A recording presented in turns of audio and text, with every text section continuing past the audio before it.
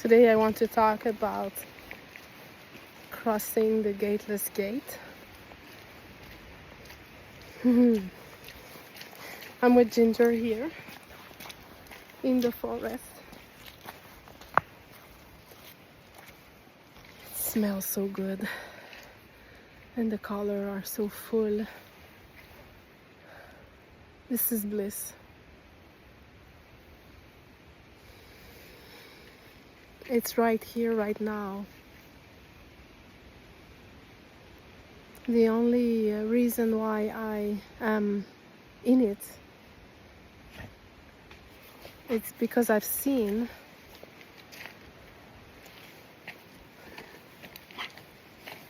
that the mind is always telling a story about before and later, and it's never present.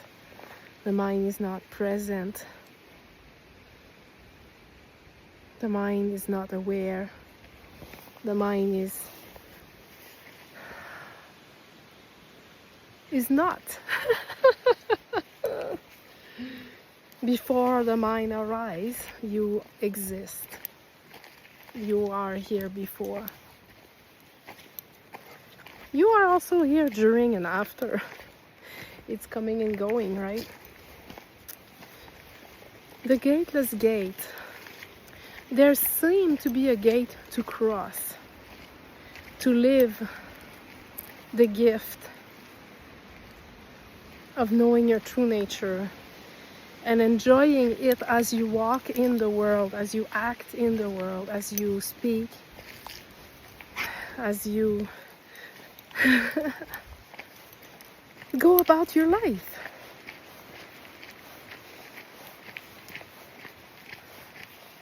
The only gate to cross is the illusory fear that you are holding about not having what you want, or not receiving what you need, or not having enough. And not having enough is not only about money.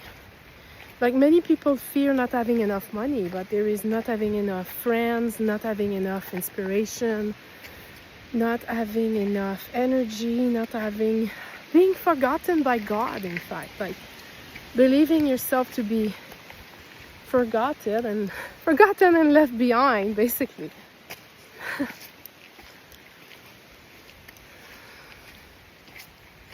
The knowing that there is always enough is something that I'm constantly saying you will have to prove to yourself, because it can be seen as a mental concept, a beautiful theory,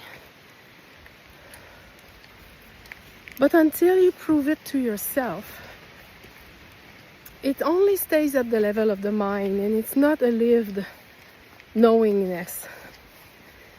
And that is what is taking us away from the bliss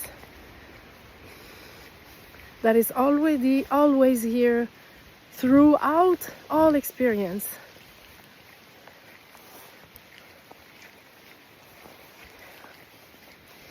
And what I am proposing to be when I say invest in yourself, and I give you the opportunity to take a leap and make a high jump, the intention is that you can step through that gateless gate. That you can through that experience know that you are safe, you're always replenished, and if there are beliefs that you might lose control, or all of this subconscious belief will surface with taking the jump. The belief, maybe there's a belief like I might lose control, and I don't know, like, many things can surface when you take a high jump and do something you never dared to do before. On the other side of it, there is this expansion, this conviction, this inner knowing that you are always safe.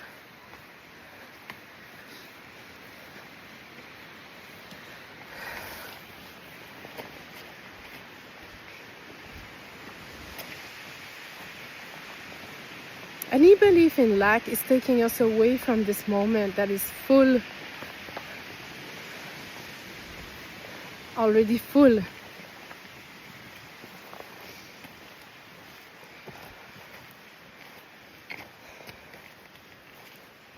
It's possible to thrive without working hard.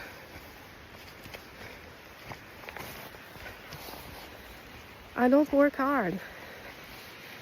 There is nothing to figure out. I don't have to figure out anything for anyone. I can be a mirror to untangle and unpack belief.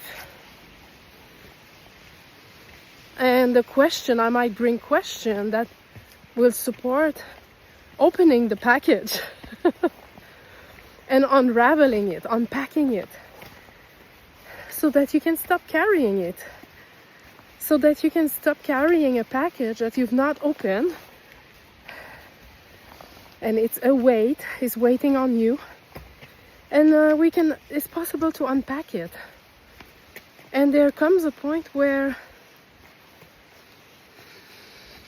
there is less and less and less need or interest in linearity. There is no more need to get to the next moment. But I can tell you that it's not instant. When you realize your true nature, you have a glimpse, you see reality, you see truth. You are relief. There's a huge energetic relief. All baggage drop down. And there is relief. And there might be a tendency to pick up the baggage again. And to pick up the package again. Without realizing the cost. And then energetically, it is exhausting. And you will lose interest more and more in picking up the package, or picking up the mind, but it takes time. Don't adopt the belief that it's hard, and don't adopt the belief that it's easy. Drop both ends of the spectrum. And when it's hard, it's hard, and when it's easy, it's easy. Oops.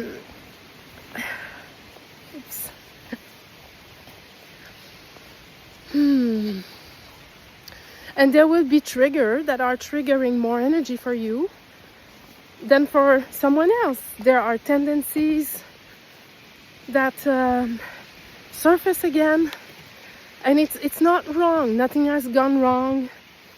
Don't adopt the thought that I shouldn't be going through this. Because that's another invitation. That's another invitation to suffer. Just be willing to bring the light on all of it. And it gets simpler and simpler and easier and easier. That's what I can tell you. It's harder at the beginning because the mind is re-inviting you in suffering, like it has a sledgehammer. It's hitting you with a sledgehammer. But it's temporary. It can never fully fool you as much as it ever did before.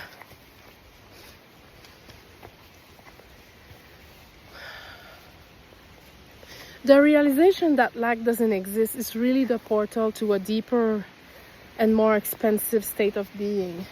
Until there was that realization deepening in conviction, not in belief, in conviction for me, until I saw the magic of life by proving to myself over and over, let's see if I can lack. Let's see if I take this high jump. Can I really lack? And I've been proven again and again and again. Enough time that I now can tell you with confidence and conviction that if it's true for me, it's true for you too. But I couldn't have any conviction before proving it to myself. And you can prove it by taking action in your life. Doing the thing you want to do.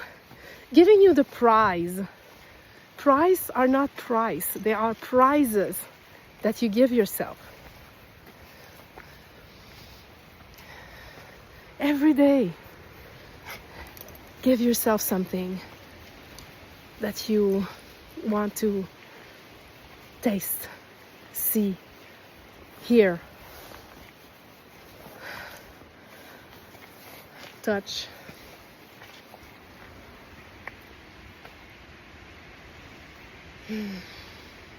There is no urgency because there is nowhere to go and there is nothing to get.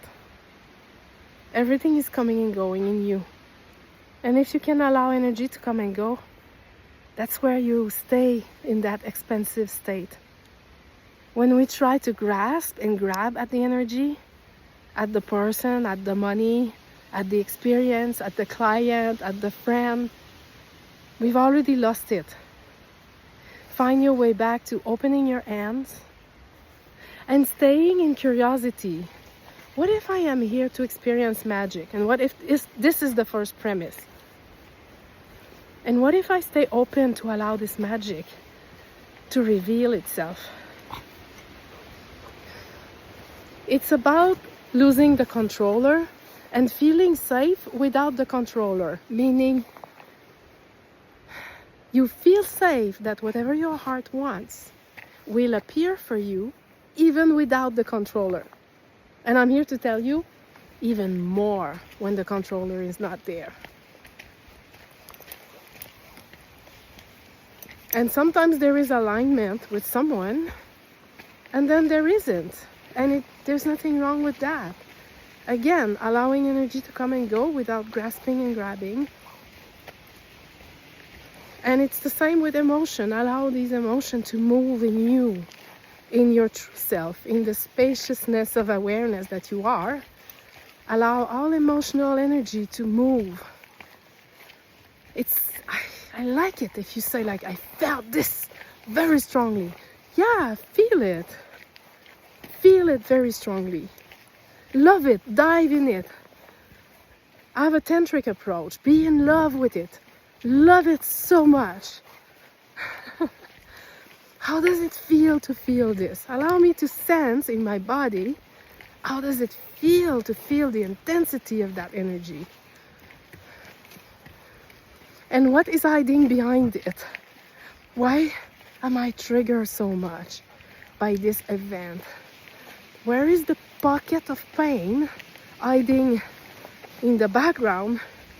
What does it mean about me if I'm triggered by this? What does it mean about me? Why am I triggered by this? What is it that I'm not allowing myself to be, do, or have, which is triggering my judgment, my condemnation?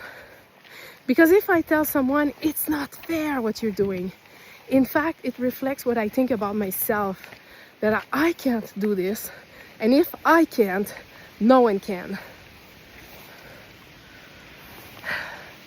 If I'm not allowed to do something, if I don't allow myself to do something, when I see someone doing it, then I will feel triggered. Because I could never do that myself. Oh my God, this is not possible. This is something I'm not allowed to do. How about allowing yourself to do the thing for which you condemn others? I don't mean like stealing, or I don't mean like hurting anyone. But things that you see someone do and you're like, this is unforgivable. This can't be done. Then it means there's something in you that is not allowing you to do it. I could never charge high price. This is not fair. I could never leave my job just like that.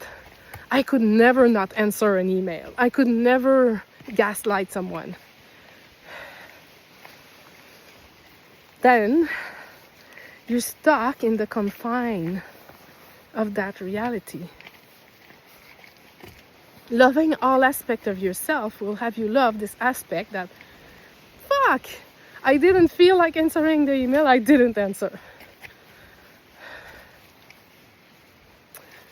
Like, I'm giving you example just to transmit the frequency, the energy behind it. And that is what I call the work after realizing your true nature.